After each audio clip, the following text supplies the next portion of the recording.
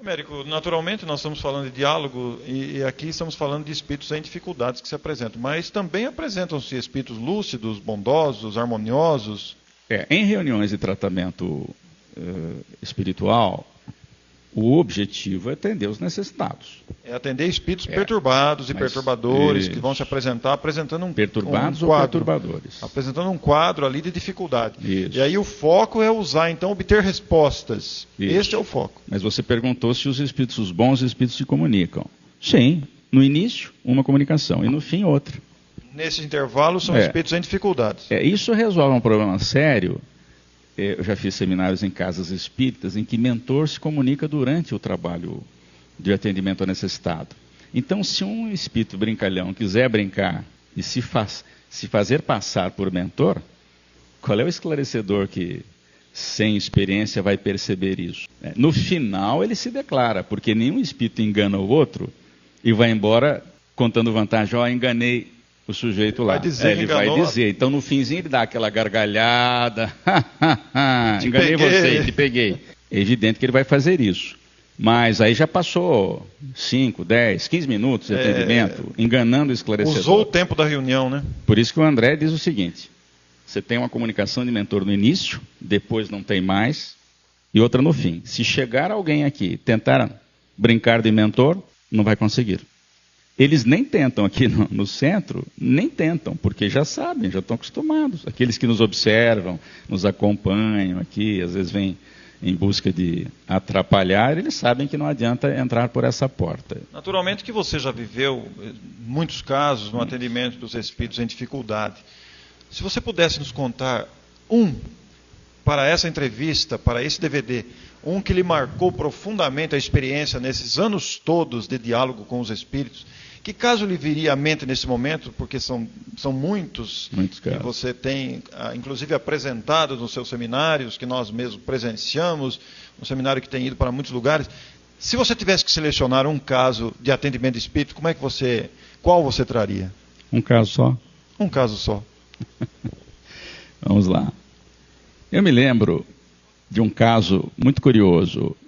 Uma médium sentada bem próxima ao lugar em que eu sento, na extremidade da mesa, começou dizendo o seguinte: ele me viu ali do lado. E era um morador assim do interior, numa fazenda, num sítiozinho, não é? Segundo o que a médium descreveu depois da comunicação, ao final da tarefa, ele estava picando fumo para fazer um cigarrinho de palha. Ele teve uma percepção da minha presença e disse: moço, puxa a cadeira e senta.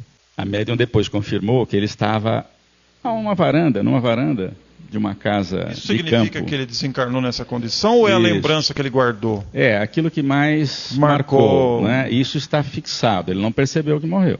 Já havia passado e não percebeu. A ideia é você não falar para ele: meu amigo, o senhor morreu. Já ia traumatizar o espírito já de início, né?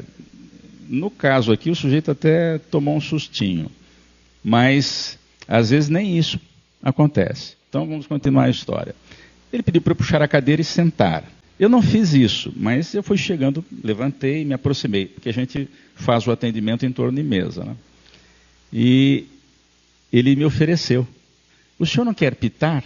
Eu disse: olha, eu não pito.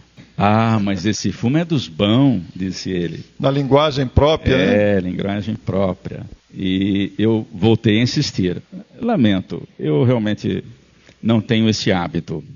E aí ele falou uma coisa muito bonitinha: então, me diga a que veio.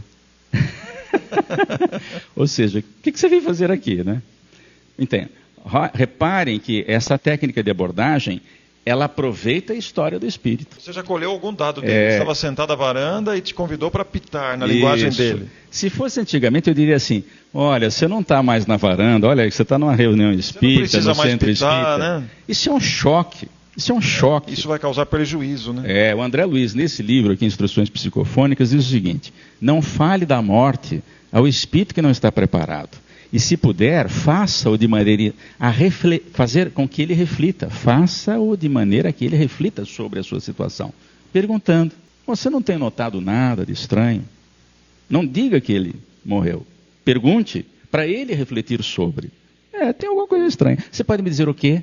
Bom, mas voltando ao moço que pitava, ele me perguntou a que veio, eu comecei a dizer, olha, eu faço parte de um grupo, eu já pus os espíritos no meio, porque eu não sei agora a que horas que eles vão aparecer. Olha, eu faço parte de um grupo que está percorrendo a reunião, buscando pessoas que precisem de alguma coisa. E fechei a boca. Esperou ver o que ele vai dizer. Será que... eu não devo falar tudo. Eu faço parte de um grupo, está ajudando todo mundo, o senhor não quer ajuda? Não, vai devagar. Eu faço parte de um grupo, para ver se ele quer ajuda. E aí ele disse assim, moço, então o senhor perdeu a viagem. Ele usou a mesma técnica, ele não disse... Ele não deu a resposta. E aí eu perguntei, por que o senhor acha isso? Isso é diálogo com os espíritos. Ele disse, porque eu não estou precisando de nada não. Devolveu a bola. Considerava bem. Ele estava bem.